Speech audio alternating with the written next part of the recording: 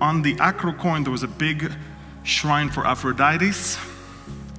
And suddenly, all the wives of the people around didn't know why their husbands are so spiritual. They all want to worship Aphrodite. Until they found out that in that temple of Aphrodite, there was a brothel. It's not even a brothel. The prophetesses of Diana or Aphrodite were actually prostitutes. And suddenly all the men felt so spiritual, and they started coming from the east and from the west to that city, and they thought that they are actually completing a spiritual journey. And Paul is watching and seeing all this horrible, horrible abomination, all in the name of some deities that are not even true.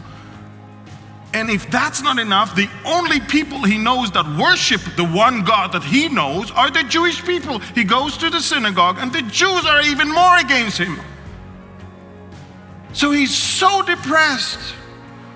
And the Lord spoke to Paul in the night by a vision, and he says, "Do not be afraid, but speak, and do not keep silent, for I am with you, and no one will attack you to hurt you, for I have many people in this city."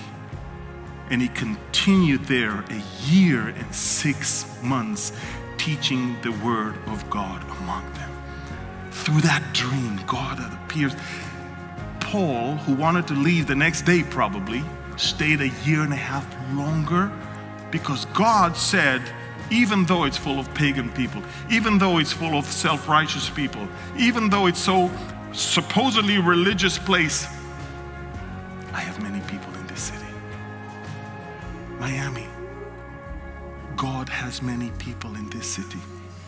And you're depressed, and if you're discouraged by seeing all the junk that you see outside, don't.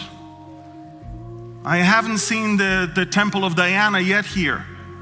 I mean, I see all the ships coming, that's for sure. But I can tell you one thing, God has many people in this city. Do not be discouraged.